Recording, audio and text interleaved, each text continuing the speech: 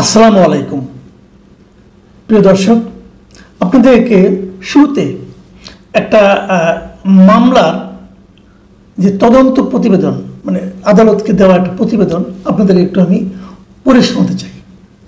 দেখবেন আমাদের পুলিশ কি দুর্দান্ত তৎপরতা দেখাতে পারে একজন আসামি ধরার ক্ষেত্রে।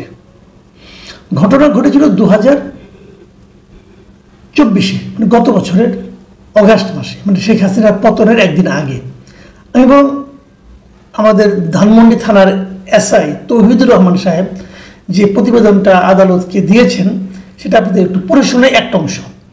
তিনি লিখেছেন, গত বছরের 4 আগস্ট ধানমন্ডির সায়েন্স ল্যাবরেটরি এলাকায় শেখ হাসিনা ও ওবায়দুল কাদেরের নির্দেশে আওয়ামী লীগ, যুবলীগ, ছাত্রলীগ ও পুলিশের নেতৃত্বে ছাত্র জনতার উপর সশস্ত্র হামলা চালানো হয়।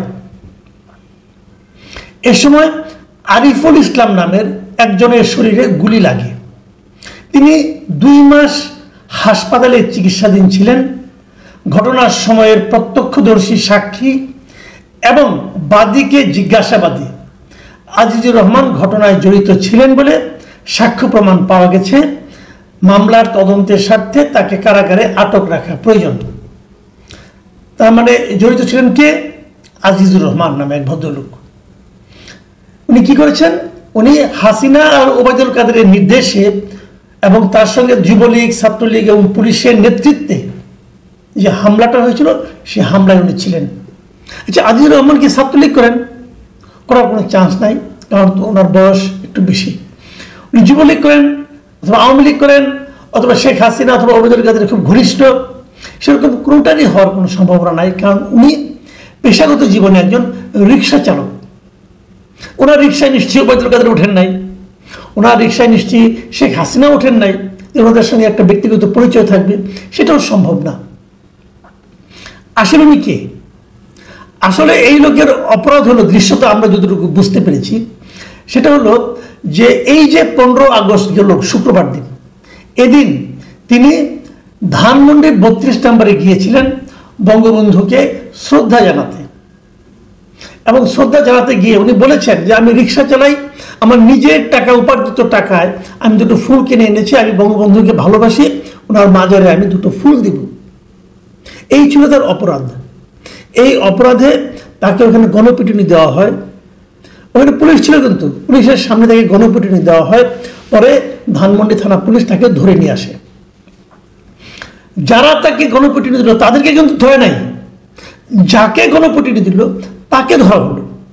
যে মার খেলো তাকে পুলিশ ধরে আনলো এবং ধরে এনে কি করলো, একটা হত্যা মামলার আসামি হিসেবে আদালতে চালান করে দিল। লোকটা কিন্তু একজন রিক্সা চালক, তার একটা পরিবার আছে, তার নিশ্চয়ই ফ্যামিলি আছে, সন্তান সন্ততি আছে, তার হয়তো মা আছে, তার হয়তো স্ত্রী আছে।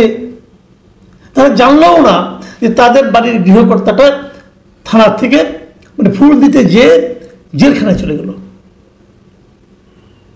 এখন এই ভদ্রলোক বঙ্গবন্ধুকে ভালোবাসেন। বঙ্গবন্ধুকে ভালোবাসা কি অন্যায়? বাংলাদেশের কোনো আইনে এটা বলা হয়েছে? বলা তো হয়নি।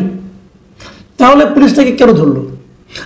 আমরা মনে করতে পারি যে 2 দিন আগে আমাদের প্রেস সেক্রেটারি কিন্তু বলেছিলেন যে যারা নাকি এই 15 আগস্ট কোনো কর্মসূচি পালন করবে তাদেরকে আইনের ব্যবস্থা নেওয়া হবে।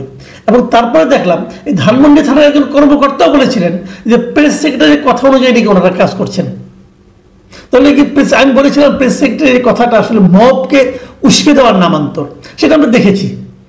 15 আগস্টে ধানমন্ডি 32 নম্বরে যত কিছু মব হয়েছে তার সব কিছুর জন্য আমি এই প্রেস সেক্রেটারি শফিকুল আলমকে দায়ী করি।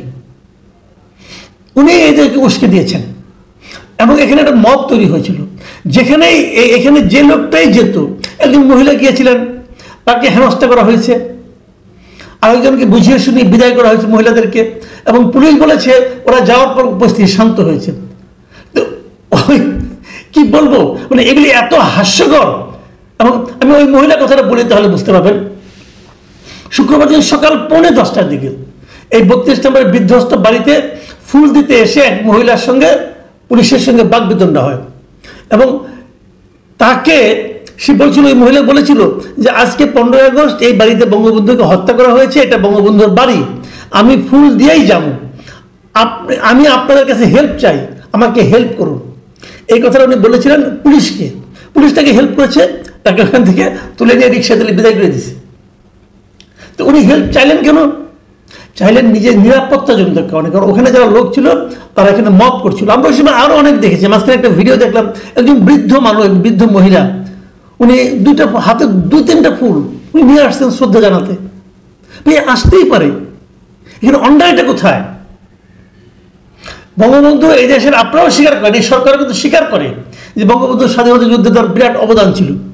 যে লোকটার বিরাট অবদান ছিল, সেই লোকটার মৃত্যুবার্ষিকীতে যদি কেউ, আপনি না আসলেন, আপনাকে আসতে হবে না, আপনাকে আসতে বলে নাই, বরং আপনারা আসতে জায়গাটা অপবিত্র হবে বলে আমি মনে করি। আপনারা আসেন নাই ঠিক আছে, কিন্তু যারা আসতে চেয়েছে তাদেরকে আপনি আসতে দেবেন না কোন আইনে, এটা আমার বোঝান। যদি কেউ শোক প্রকাশ করতে চায় তাকে আপনি ফেরাবেন কেন, কোন আইনে? আপনারা স্বৈরাচার বিরোধী কথা বলেন, স্বৈরাচারের দোষর খুঁজেন। আপনাদের এই আচরণটা কি স্বৈরাচারের আচরণ নয়?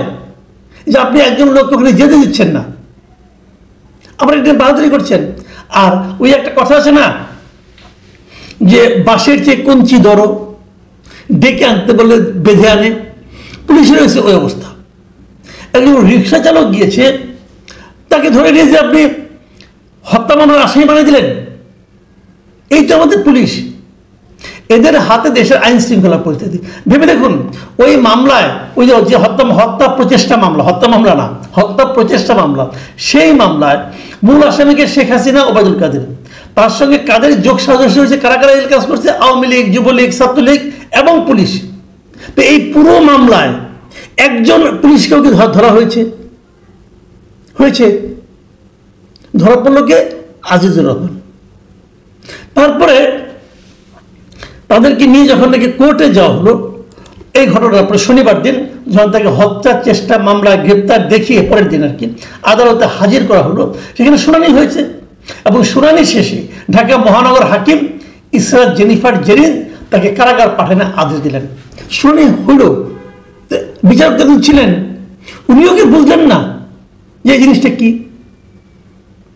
ওনার তো সেন্সটা পুলিশের চেয়ে বেশি হওয়া উচিত, কিন্তু বিচারক উনিও কি বুঝলেন না কে একদিনের মধ্যে কে সাক্ষ্য প্রমাণ দিল, কে বললো, কিভাবে বললো, পুলিশ বললো, উনি বিশ্বাস করলেন? উনি কি বাস্তবতাটা বোঝেন না? তো আমাদের বিচার ব্যবস্থা তো এদের হাতে। তো মানুষ যদি এই ঘটনার পর টোটাল পুলিশের উপর, বিচার ব্যবস্থার উপর, এমনকি সরকারের উপর আস্থা হারিয়ে ফেলে, আপনি এটাকে কি বলবেন? আমি বলেছিলাম যে পুলিশের কোনো লজ্জা শরম আছে কিনা, তবে আমি দেখলাম তারপরে একটা ঘটনা ঘটলো। সেই ঘটনাটা কিন্তু ইন্টারেস্টিং। সেই ইন্টারেস্টিং ঘটনাটা কি? ঘটনা কিন্তু শুক্রবারে, তারপরে তাকে জেলে পাঠানো হলো শনিবারে, আজকে রবিবার দিন একটা ঘটনা ঘটছে। সেই ঘটনা হলো যে এই ধানমন্ডি থানায় যিনি ওসি আছেন তার কাছে অন্তর্বর্তী সরকার একটা ব্যাখ্যা চেয়েছে। কি ব্যাখ্যা চেয়েছে?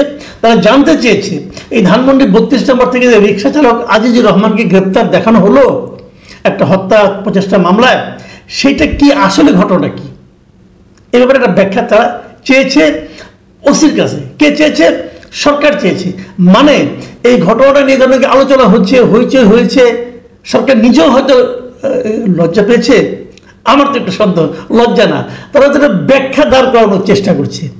হয়তো নিজেরাও বুঝতে পেরেছে যে এই কাজটা ঠিক হয় নাই, হয়তো নিজেরাও বুঝতে পেরেছে এই ঘটনা নিয়ে যদি আন্তর্জাতিক সম্প্রদায় অথবা আন্তর্জাতিক মিডিয়া ওনাদেরকে প্রশ্ন করে, প্রশ্ন তো হবেই, আপনি নিশ্চিত থাকেন প্রশ্ন হবে।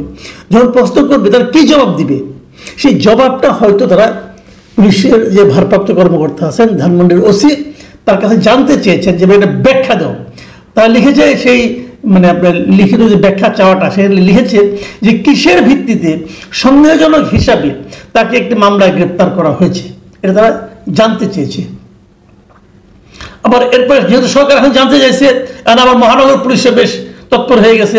তারা ওই পুলিশ কর্মকর্তার যে পুলিশ তাকে গ্রেপ্তার করছে সেই পুলিশ কর্মকর্তার সাম্প্রতিক কর্মকাণ্ড, মানে গত কয়েক মাসে সে কি কি কাজ করছে সেটা নিয়ে, এবং তার বক্তব্যে কোনো অসঙ্গতি আছে কিনা, এগুলি তারা আবার খতিয়ে দেখতেছে। মানে যিনি গ্রেপ্তার করেছেন মহা উৎসাহে, অথবা প্রেস সেক্রেটারির ওই বক্তব্যের প্রতি মানে খুব একটা উদ্দীপ্ত হয়ে এখন উনি কিন্তু বিপদে পড়ে গেছেন। কারণ মুখ রক্ষার জন্য সরকার হয়তো ওই পুলিশ কর্মকর্তা চাকরি নিয়ে টানাটানি ফেলাই দিতে পারে। মানে একটা ভয়ঙ্কর অবস্থা। একবার একজন বলতেছে তার বিরুদ্ধে আইনানুগ ব্যবস্থা নাও, পুলিশ মহা উৎসাহে যাচ্ছে, আবার আরেকজন বলছে উৎসব বেশি দেখানো হয়ে গেছে, অতএব তুমি জবাব দাও, জবাব পছন্দ তো হবে কিনা জানি না, আবার তুমি কি করেছো গত কয়েক মাস সেই হিসাব আমরা নিচ্ছি। মানে সব মিলে একটা এলাহি কাণ্ড।